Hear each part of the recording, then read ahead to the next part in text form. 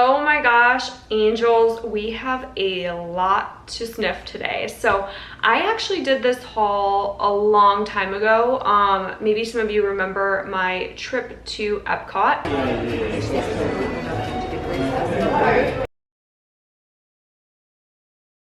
Where I did review already my Guerlain purchases, but I did go with my husband and we purchased from the boutiques of Bulgari and of Aqua di Parma. And I have not talked about any of these fragrances because quite honestly, it's like still in the box. And I actually haven't even, I don't think I've even opened this one yet. I've worn this one just a few times and I have some samples to smell with you guys. I have the beautiful, amazing, in the box Aqua di Parma Note de Colonia. This one is 4. This one's actually the original bottle. Very, very, very expensive. And I had to have this because it's such like a collector's item. Will I wear it? Have I worn it? I have not worn it. And I'm probably not gonna wear it, but I want to talk about all this with you guys because it's fun. And I do like Aqua di Parma is a fragrance house. It's really great. And then I do like Bulgari as well. I got this guy right here. We have Aqua di Parma, like a little baby one. My husband also got some fragrance, but I'm gonna just stick to the stuff that I got. So this has been kind of spoken about online as kind of like a dirty hippie scent. This is the Aqua di Parma in Fico di Amalfi. People say that it smells just like a dirty hippie, and I could not agree more. I think it does kind of have like an interesting type of vibe to it. It definitely smells a little bit, that's 70s show-ish, if you will. It's definitely one of those scents where I could see like, kind of like that weird family uncle wearing it. It's just kind of like an odd, crisp scent with like a orange that's gone bad smell. It's really interesting. You have to smell for yourself, but I do use this every now and then when I'm in the mood for it. I think it smells fresh in a way, but it does have a funky kind of funky essence to it. It's definitely, you can tell by the bottle, it kind of looks 70s. It's definitely not something that I would normally buy. However, I did get this gifted to me, so I just have to state that there. And I do like some of the other Aqua di Parma products. They have an amazing oud. Like, Aqua di Parma makes one of the best ouds in my opinion. I forget the name of their oud, but it is absolutely fantastic. It's about $300 for a bottle. I want to say that the bottle is this size, so I believe this is 100 ml. It's actually 150 ml. So this is 150 ml, which is 5 fluid ounces, and I believe it's $300 for that. So it's actually a pretty good deal for how much perfume you're getting in there, how much juice. I want to say that the oud is the same size bottle as this one, and it's one of my favorite ouds in the entire world. It smells so, so amazing. My camera is not focusing today. There we go. So this one is Aqua di Parma. This one is in the Mandorolo di Celia. We're just gonna spray it on the hand. It's kind of like a licoricey scent in the beginning. It's this one is a gourmand. I think I've talked about this in quite a few videos, like at least 1 or 2 videos before. I love the dry down of this perfume. It reminds me of some sort of like sweet, almost like kind of like a cake, like an almond cake or kind of like an almond pastry. It smells so good. It's almost kind of like an almond croissant in Paris, with a little bit of like a licoricey vibe. I absolutely love it. I think this is a fantastic like spring to summer scent. It's unique. It's very, very sweet. It smells sugary, sweet, almondy. It just smells very, very pleasant. And when it dries down on skin, it mixes really nicely with skin to just give this beautiful, soft, kind of like a glow to the skin. Like if a glow had a smell, like if a golden glow had a smell, it would be this. It is absolutely fantastic. I love, love, love how this smells. I do not wear this enough. I am guilty of that. I should wear this more because quite honestly, every time I spray it, every time I smell it, it's so freaking amazing. And it's almost like so good I want to eat it. It's just an absolutely incredible fragrance. So the next one we're going to talk about is Fico di Amalfi. We already have that in the shower gel form. This one is Eau de Cologne. This is Colonia Club. So we are going to go ahead and spray this on a tester, a blotter.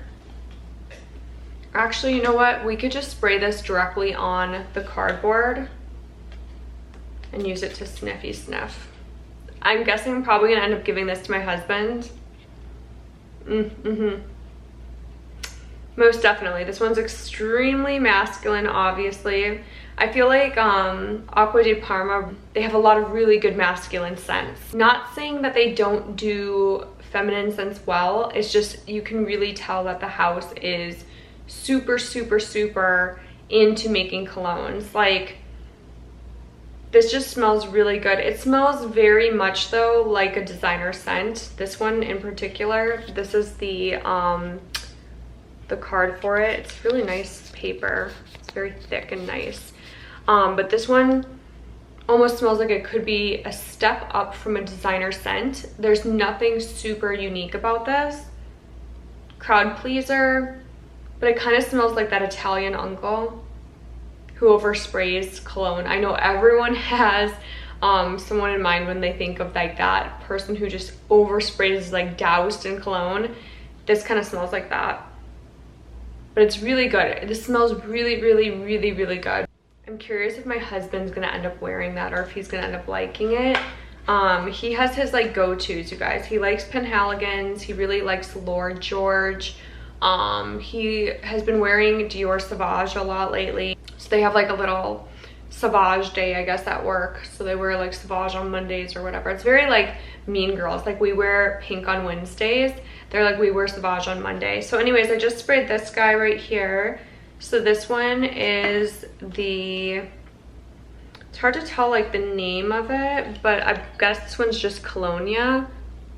This one's very, very interesting. It smelled kind of herbal. It smells a little bit warm. There's like a sunshine note in there, so I had to look it up, of course. There is Sicilian citruses in here, so I'm guessing that lemon, a little bit of lime, maybe some orange. There's lavender in here, rosemary, so that's where you really get that herbalness. There is lemon verbena, which to me always gives it this like really fresh kick. It almost reminds me kind of like of Thai food, how there's always that like fresh kick with like the lemongrass. It kind of smells like that. It doesn't smell like Thai food, but it has that kind of same essence where it gives you that like uplifting of that like really green citrus. It's very, very green. There's rose in here, vetiver. The vetiver is very fresh. It's not like a super woodsy vetiver. There's white musk, jasmine, sandalwood, and amber, and then patchouli at the base. And as it dries down, you can smell a little bit more of that like amber and sandalwood, but it's not extremely strong. And the jasmine's more of a sweetness that rounds out the greenness. So this one's really pretty. I would love to smell this on my husband on a fun day, you know, where we're out boating or, you know, getting drinks somewhere dockside. This would smell really, really good. I feel like this would be a good first date perfume for any man who wants to make like a good impression, like a clean, freshy impression. It still has that like little bit of sweetness to draw you in. It's just a really, really good scent. I feel like this one is just really, really fantastic for anyone who wants that freshy but with a sweet undertone to it, who maybe adores, you know, that amber and sandalwood and doesn't necessarily want to give that up in a perfume, but wants that freshness to still live on too. Okay, so we're gonna move on to the Camellia. That's this little guy right here. And from what I remember, I didn't love this one. We're just gonna go ahead and we're gonna spray this right in the cap. But it's such a cute little bottle. The Aqua di Parma bottles, they're pretty basic, but they're nice bottles. You know, they're glass, pretty, basic, like I said. Very simple. But they still look good out on the countertops. This one I did not like. It kind of has a tea-like scent to it. There's almost like a pepper, like an actual black pepper and tea like scent to this. It smells very unique, but it's not how I'd want a man to smell. Like, it's a cool maybe room scent if you had a drinking room or maybe a room where you were playing pool. It's kind of like a man cave smell, but I wouldn't want an actual man to smell like this, if that makes sense. It's just not my favorite. I looked up the notes and it has clary sage, cardamom, which I'm not a huge fan of cardamom inside of fragrances. It has to be super well blended. In this particular fragrance, I could definitely pick up on the cardamom and the pink pepper. The pink pepper actually smells more like a black pepper in this one. Normally I do like a pink pepper. It's a little bit more of a fresh pepper. This one, something about it smells like a darker pepper. There's yellow mandarin and then bergamot. Bergamot with the clary sage, the cardamom, is just a big no to me. But it does have a benzoin base, so there is kind of like a vanillic base with musk. So if you're into kind of like those more interesting scents, maybe check this one out, try it out, go smell it in store. If you can find a store that carries Aqua di Parma, you might just love this. The next one is the Mecca, the granddaddy of all beauties, is this guy right here. So it comes in a very beautiful case. So you have that like velvet, or what is this? This is like silky case with the velvet exterior. Very fragrance du bois in the presentation. And this is the original bottle. So it's a huge bottle, has this glass cap with the Aqua di Parma branding around here. It is textured branding, and then almost like a paper-like, like a matte paper-like finish with the number 4 here. This is the side of the bottle. Again, I have not used this, so I've sprayed it before to smell it, but I have not actually like worn this. It's a more masculine leaning scent. However, it could go both ways, and it is beautiful. It took about, I remember it was raining that day, so it took about an hour for me to pick out the scent because we were trying to avoid going out in the rain. And so we sat in there, we smelled everything. I fell in love with the oud, but I really, really wanted to pick up this particular unique bottle. Kind of looks like a little man with like a little hat on, doesn't it? Kind of a little bit. But I knew I wanted to pick this up because it was a collector's item and one of the originals. And I do really like, for as much as like this review, I feel like I've been kind of not like negative, but I've been like but I do like Aqua di Parma. The perfumes that they do that I love, like the oud, this one absolutely love, and this one I fell head over heels in love with. There's just a quality about this that is very hard to describe, but to me it's almost like a Chanel No. 5 with a more orangey kick to it. So like Chanel No. 5 obviously is more aldehydic, it doesn't have anything orange in there, but this one has kind of like an orange opening. Almost has like a kind of Chanel No. 5 reminiscence, like you can kind of smell it underneath the top layer. Notes are mandarin orange, so again it really kicks off with that mandarin orange. There is bergamot, however you don't like smell that bergamot coming through as much as the orange. The orange really makes the entrance. The orange just enters the room before you do with this one. The middle notes are going to be orange blossom, hence why we love it on this channel. You guys know I'm a huge fan of orange blossom and Turkish rose. So there's actually Turkish rose and orange blossom are the middle notes of this perfume, which is why I think I really fell in love with this one. The base notes are going to be labdanum, so you guys know I cannot pronounce that word to save my life, but labdanum, you know what I mean. Patchouli and Oppo Nox. Oponox I'm actually not familiar with. I'm having to reopen it. So Oponox, this is how you spell it. Right here, if you guys can see, Oponox is actually a resin, so it is like a sweet myrrh.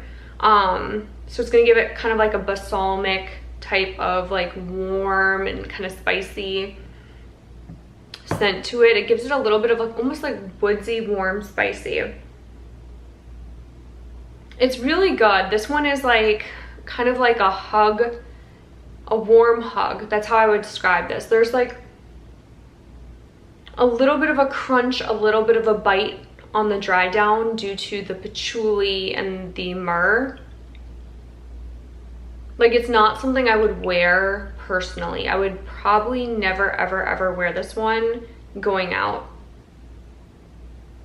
I would maybe wear it to bed, but even then that's a long shot. I feel like this one will probably be just a collector's. I'll probably keep the juice. I will probably smell it from time to time just to smell it.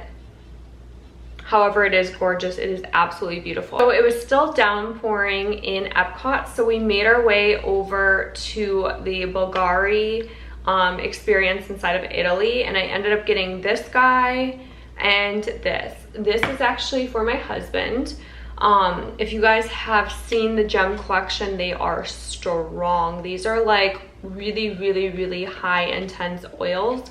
I do not know how much percentage of oil is in these bad boys, but holy moly, these are the real deal. So I smelled all these multiple times, and I ended up not wanting to purchase any for myself.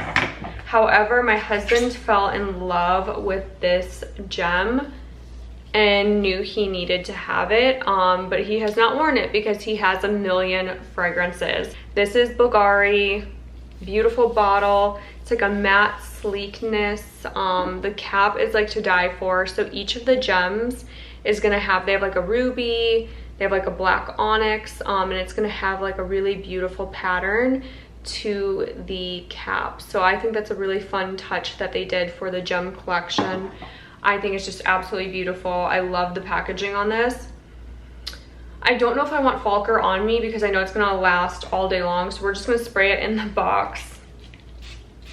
Again, we haven't used this at all before. This is a brand new perfume, so it's been sitting for quite some months. I have talked about it with you guys before, like I just haven't gotten around to unboxing quite a few of mine, but I want to change that and start going back through it. So upon first spray, this is very, very, very attention grabbing. My God, like this doesn't smell like anything I have ever smelled. It is completely unique.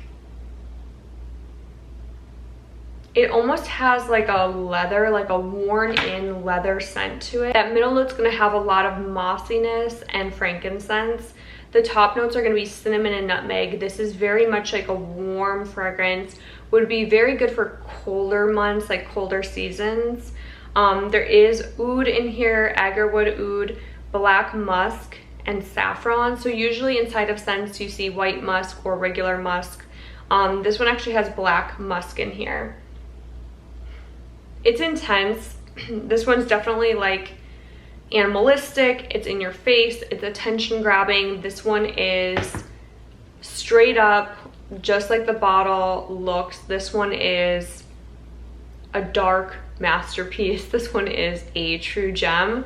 Normally I don't like that combination of scents, but inside of this one, inside of Falker, it's just a really pretty warm, really gorgeous oud smell. It's absolutely fantastic. If you are a guy who likes ouds, you might want to check this guy out, and also check out the other gems from the Bulgari collection. It's a unique collection. Everything smells super unique and definitely has a projecting beast mode quality to it that lasts a really long time because these are high concentrated oils.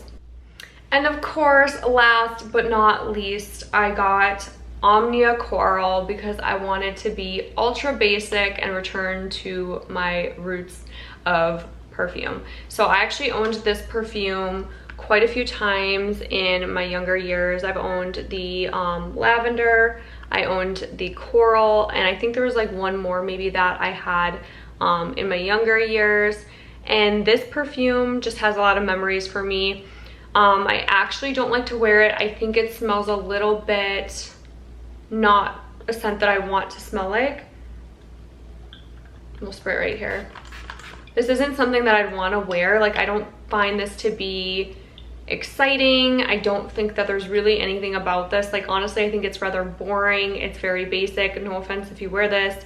Fragrance is subjective, but honestly, this to me lacks all creativity. It's just kind of like a weird musk. It's like a warm musk that's almost too synthetic in nature, but it does smell good on skin. It's kind of a crowd pleaser. So if you want something that's just very, very, very, very hard to hate, I guess. I mean, I guess this isn't really, it's super, super, super boring, super generic. There's really no standout notes in here, but there's also not like a good mixture of notes. It's just kind of meh, whatever. So if you wear this, I'm curious to hear from you what your thoughts are. But this one, if I'd have to describe it, it smells kind of just like pleasant. It just smells like a pleasant perfume. So that's this fun, interesting bottle, is the Omnia Coral.